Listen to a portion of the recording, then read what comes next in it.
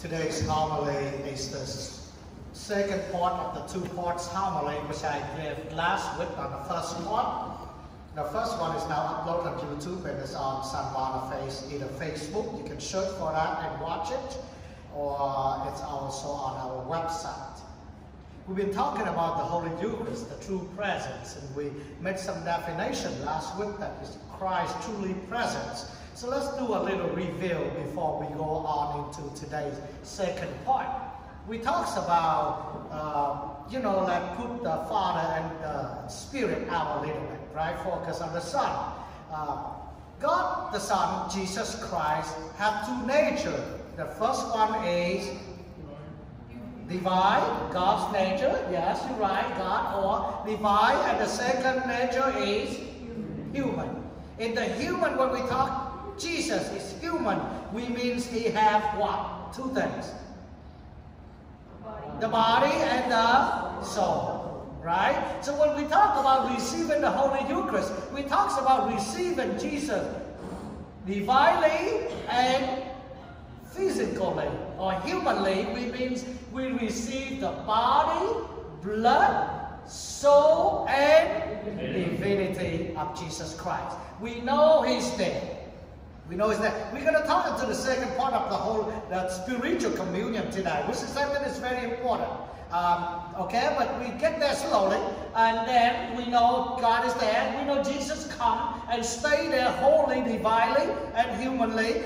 At the word of the consecration, when the priest took the bread and say, "This is my body," and he took the chalice and he said, "This is my blood." We know that. Did Jesus come in there gradually or spontaneously? Yeah, you know the word, right? I'm not going to say that. You know what I meant. See, that's good. Did he come in gradually? So he came in spontaneously. Yes. So he's there until when? Until 1? You're going to tell me 1 or 2, okay? That's when I teach on Facebook, every Saturday night when I teach. I don't know if people listen, so I have to ask questions. If you agree, type 1, type 2. I normally have a few thousand comments. Isn't that funny? But that's how people actively. So, 1, Jesus is there until you receive him. Or 2, he's in there until the form of the host and the wine dissolve. 1 or 2? 2. Yes, very good. So we use it. And when we say he's in there, he's present there. When we say the form is being the humanity of Christ, not the divinity. Because we also understood, and we talked about last week, Jesus still have two natures, divinely and humanly. Divinely, where is he? Where is Jesus? Divinely.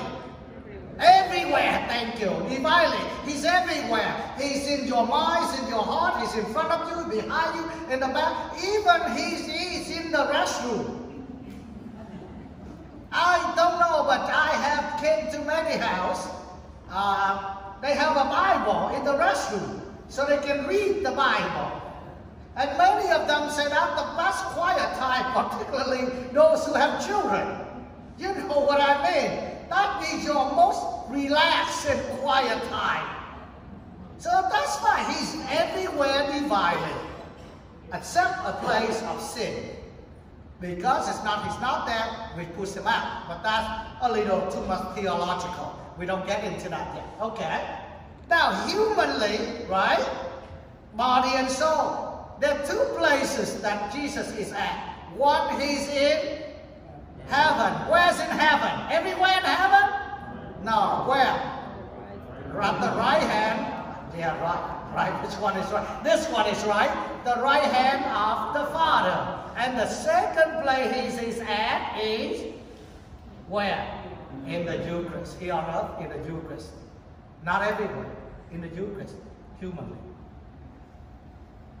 And we also talked about it in a joking way, but probably you remember what happened if a chicken or a cat or a dog, a monkey came through and picked up the hose. Would Jesus still there divinely and humanly? Yes. Because remember the definition. He's there until the form dissolves. But they don't receive the grace that came out from the sacrament. Just like an atheist or even a Catholic who don't believe that Jesus is there, receive it. Is Jesus in the house? Yes. It's just they don't receive the grace. And we also talked about a distinction that yesterday at Mass, a few people still confused. When we receive all the 6 sacraments, we receive a sanctifying grace. What is sanctifying grace? A lot of people, this is how I ask them, what is sanctifying grace? They say, sanctifying grace is the grace that sanctifies you. Isn't that a great answer? Yeah, I know. What is a sanctifying grace we receive from all the sacraments? Make you holy, sanctified, make you holy. And in a Catholic way, we say make us holy, which means make us more like Christ-like. That's what it means to be holy. Am I right? Making us more like God-like. So those, excuse me.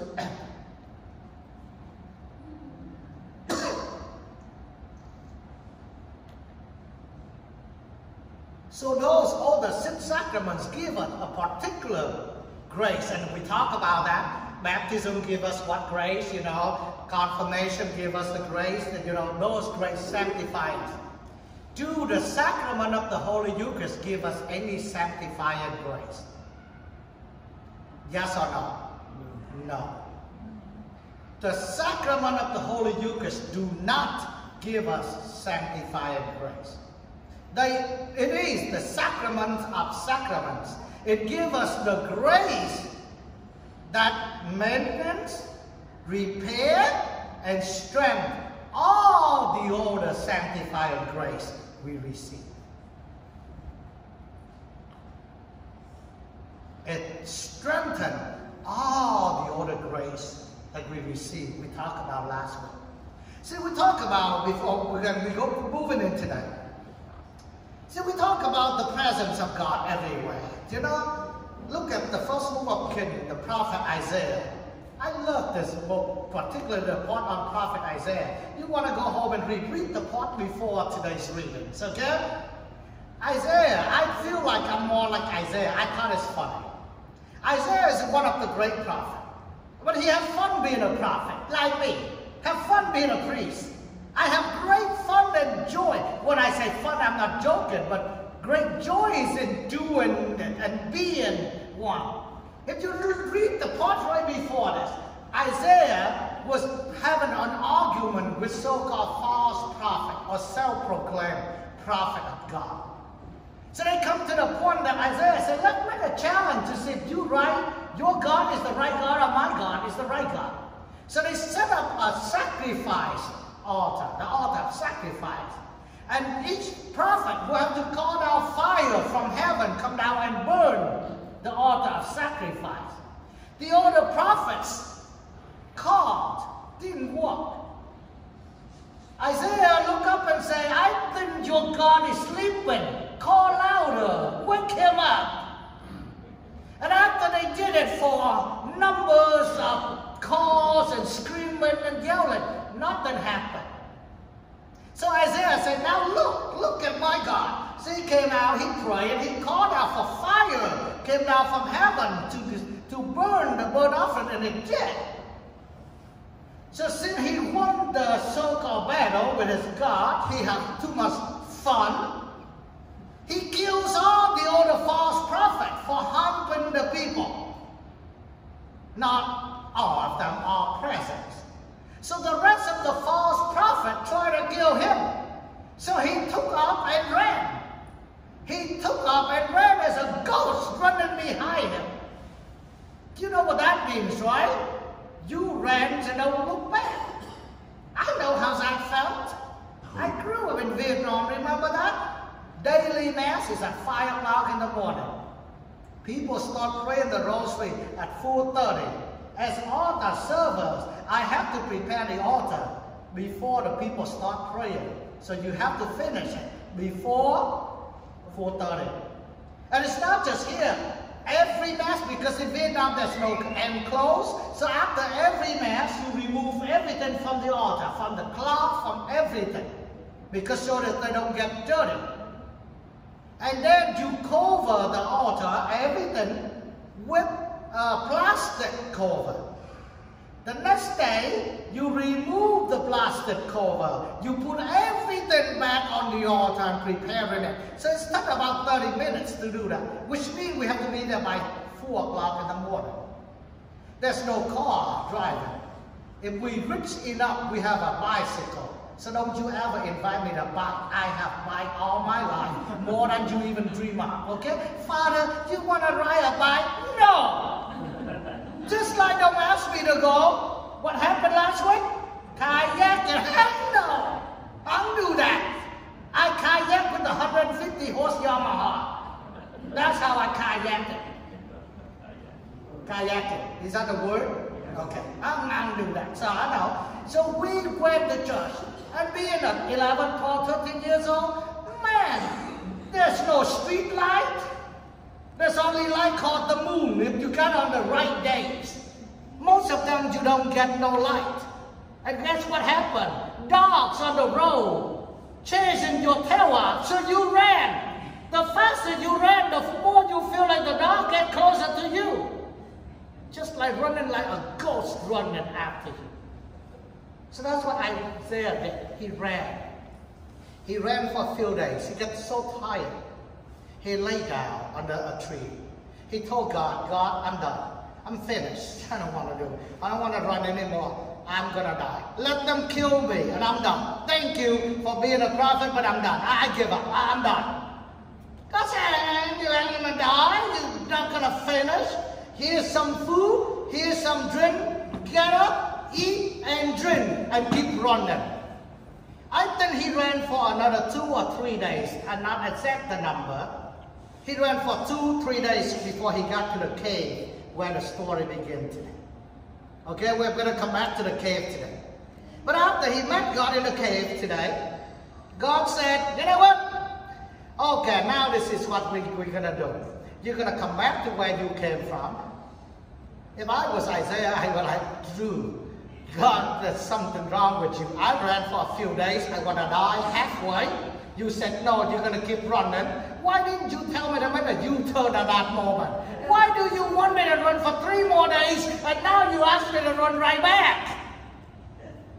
God wants him to go back, anoint one person to be the king, and anoint Elisha to be the successor of Elijah. Elijah would say, God, I could have done that and died. That's what I asked for. No, you said no.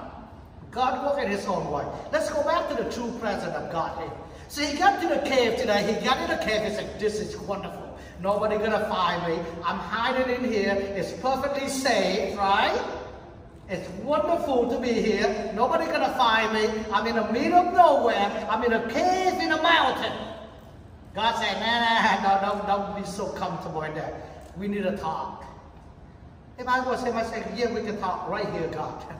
No, God said, no, come out from the cave. He said that, go outside and stand on the mountain before the Lord, and I will be passing by, and we're going to have a chit-chat. I will tell God, do it right in here. We don't have to go out. So he went out to the cave. What the first thing happened went through by. Come on, you listen to it. A strong wind came by. Was God there? No. And then after the strong wind came what? Earthquake. What is the worst place to be with an earthquake when you're on a mountain in a cave?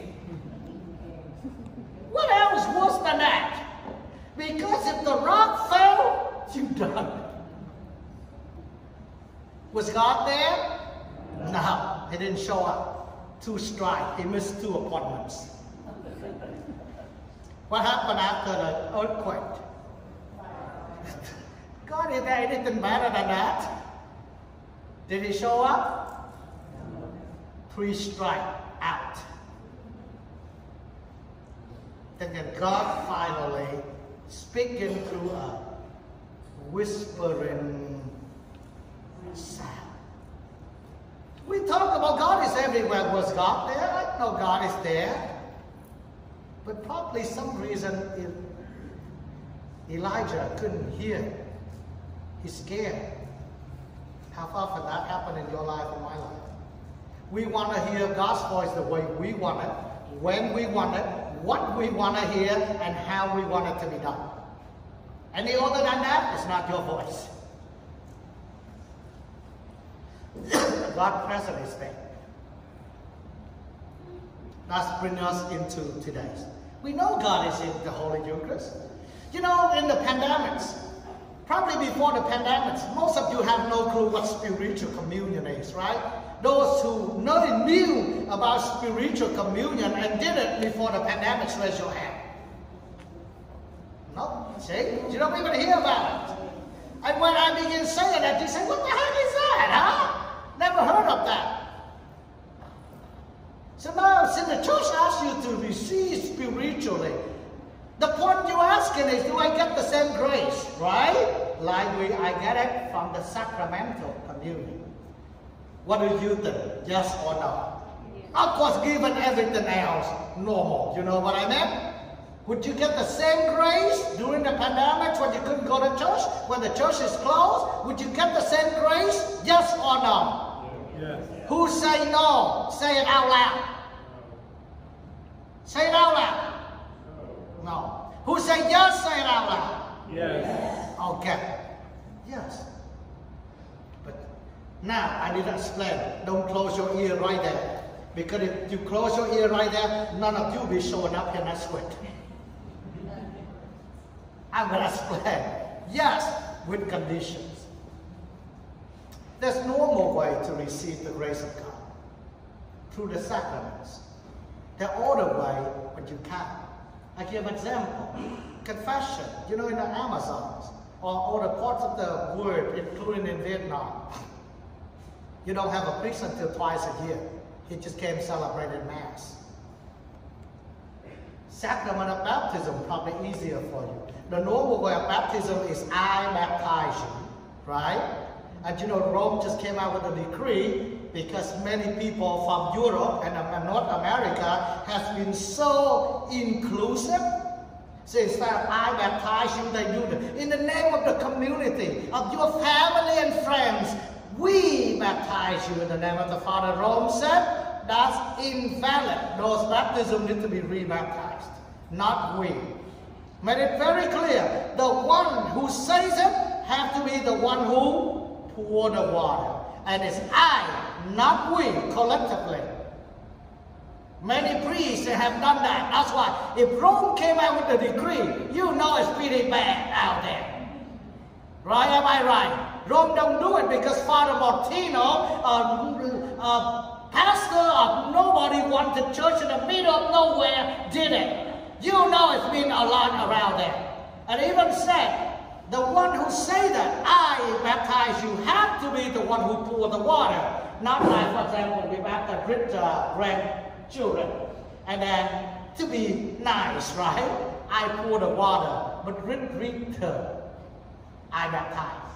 No, you can't do that either. So that's the normal way how a child is baptized. But there are two other ways of baptism. Baptism by will. What does that mean? You give birth to a child, and you want your child to be baptized with the pandemics, you know, and your child has a little underlying problems. You say, let's wait after that. God forbid your child die. Or you want your child to be baptized, but your spouse don't want it. For God forbid the child die. Would the child be baptized? Yes, by your will.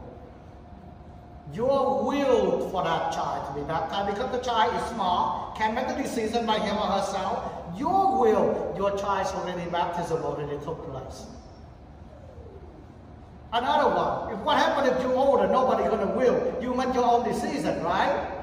You say, I want to become a Catholic, you know, after this I'm going to learn and be. And then, well, God forbid, what happened? You died before you became a Catholic and baptized. Will your baptism took place? Yes.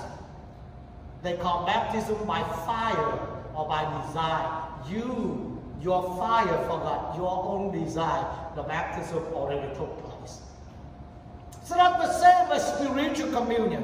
When it's unable, not out of laziness, got it? that you could receive that. And somebody asked me after this Mass, morning Mass, how many times can you receive Sacramental Communion a day? How many times? 2 times. Counting from midnight to midnight. Why the church say 2 times? Because there used to be people who are so pious that on Sunday there are 10 Masses in the church. They sit there all through 10 Masses. So they make sure they regard Jesus 10 times and neglected their duties. So the church say, no, you can't do that. You see what I'm trying to say? But how many times when you receive spiritual communion a day? What do you think? As many as you want. And that's another thing. The church calls for those who either have a mortal sin or an impediment, who cannot receive the Sacramental Communion. Please receive the spiritual communion. Because the bottom line, you know, for certain outside, you know, the church can only see the outside, right? Your sins and your impediment. The church said you can't do that. But the church invites you to receive it spiritually. Because the bottom line is God who sees you. And if He sees fit, He would give you the same grace that He gave in the people who receive the sacrament, Sacramental Communion. Funny enough, the church never came out with a formula how to receive Holy Communion. I love it. I do it because I have a short way. I do the form that's shorter. The one that I gave you beginning pandemics, and I will upload it again on Facebook. It's from St. Alphonsus, the founder of the Redemptorist. That's what the church, most of people use. Use it, my dear friend. Connect with him. Ask him to be there. To increase all the grace that you receive in all the sacrament. Particularly increase in this week for our faith. The faith that we receive both in baptism, the grace, and confirmation.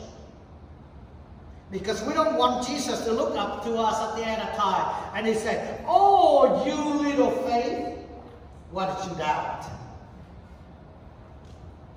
And you know and I know, many times we come home, we start out good, yeah? Just like Peter, yeah, come on, yeah, let's walk. We strong, right? We start out. How many times we commit to God? Lent, you know, when all those promises. We start out, yeah, walking on water. And then we're like, oh, no. And then we sink it. God lift us up. How often we done that?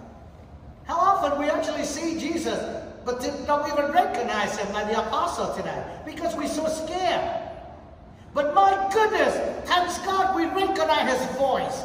They live all these years with God, and as soon as He said, they knew that was Him. Even they doubt a little bit. Peter said, really, that you tell me to walk?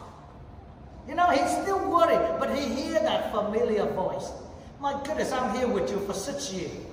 Anywhere I go, you don't need to see my face. Hear my voice. You knew that, Father Martino. Don't you? People just like, I hear your voice from 3 eyes down in Walmart. Am I right? When you hear that voice, that's got to be Father Martino. He's somewhere around here. You hear that voice, you know that. I'll tell you a true story. Many years ago when I was younger priest, I was in Augusta. You know, I was in the 2 big churches in Augusta, both in Augusta and in Grovetown, Richmond County and Columbia County. So I knew everybody. Everybody in the county commissioner, the district attorney, the federal judge, the sheriff, you name them all. They're all my member of my church. And everybody knew me because I'm different. Everybody knew me, including the DNR. They have 6 of them, and 5 of them was members of my church. And they don't go. What the chance that I be in caught? Never. And another one is this. I don't fish during the day. Up there I fish during the night. And every night when they go in two. And there's 6 of them, and 5 of them are members of my church. And they always go in pairs. What the chance of me being caught? Never. So one night this is how I do. I was young. Meetings, you know, everything. Big churches, you have meetings almost every night. By 9 o'clock, I'm done with the meeting. I pull my pontoon, the 24-feet pontoon in the back, and you still see it? Went fishing out the lake. I come home right about 1 o'clock or 2 o'clock in the morning, 7 days a week. Fishing, 9 o'clock to 1 or 2 o'clock. One day, the bass seasons, just God knows how many of them. So as I pull up the boat, I saw 2 of them came down. And I knew one of them was a member of my church. I know who they look like. I even know who they are. So I pull up the boat and they came down and they asked, catch anything? I said, yeah. He said, can I look? I said, I guess you don't have do I have a choice? He said, no. So he's scouting and I began talking about the weather, wonderful. And he looked up, he said, you just sound exactly my priest, Father Martino. I said, I am Father Martino. He stopped counting. Isn't that weird? He said, you have a good night, Father. Isn't that funny? He just said, you have a good night. And I say, yeah, thank you. And I have a few more in the back. He said, Father, I hear nothing. You have a wonderful night. I see you on Sunday. The voice. Now, that doesn't mean that I don't commit a sin. I mean, but it is a true story. The voice, recognition. When was the last time you and I recognized God's voice? Talking in our life. Talking through the true presence of the Holy Eucharist. Talking through the spiritual communion that we do. Often we just go through the routine. But no wonder why we have little of faith. So my dear beloved, as you go to church every time and you stay at home, particularly when you go to church, either you receive Him sacramentally or spiritually, make sure let Him talk to you. Make sure you open your life for that grace. The grace that strengthens your faith. So He never have to look at you and me and say, you little faith. Until that faith brings us to heaven. May what we do give the glory to God. Amen? Amen.